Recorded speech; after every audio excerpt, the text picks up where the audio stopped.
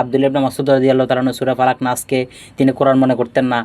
এখানে একটা বক্তব্য, কত জঘন্য বক্তব্য আপনি, আমি একটা উল্লেখ করি এখানে, যে তিনাদের একজন বক্তা আবুল কালাম বাসায় বসা ছিলেন, তার পাশে একজন বলতেছে যে আব্দুল্লাহ ইবনে মাসউদ রাদিয়াল্লাহু তাআলা মুআউযিজাতাইন, যে তিনি সূরা ফালাক এবং নাসকে কোরআন অন্তর্ভুক্ত মনে করতেন না।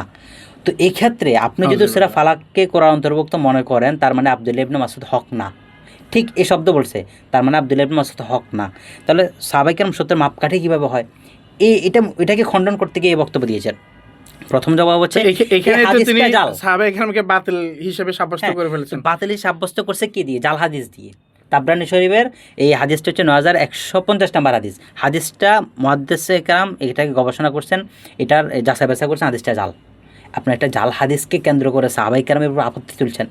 আর ইখতিলাফুল উলামা যেটা বিভিন্ন মাসআলা কেন্দ্রে ইখতিলাফ, এটার কারণে কিন্তু সত্যের মাপকাঠি না, এটা দার্তব্য হয় না। কেন?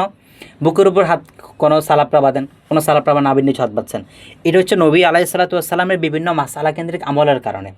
এখন আপনি যদি বলেন এই দুই রকমের মাসালার কারণে সাহাবায়ে কেরাম সত্যের মাপকাঠি হবে না, তাহলে আমি প্রশ্ন করব যে এই দুই রকমের মাসালাটা বের হয়েছে কোথা থেকে? বলবেন নবী আলাইহিস সালাতু ওয়াস সালাম থেকে। তাহলে নবীজি কীভাবে সত্যের মাপকাঠি হয়? নাউজুবিল্লাহ। এটা তো আপনি প্রশ্ন তুলতে পারেন, তাহলে তো নবীজি সত্যের মাপকাঠি হয় না।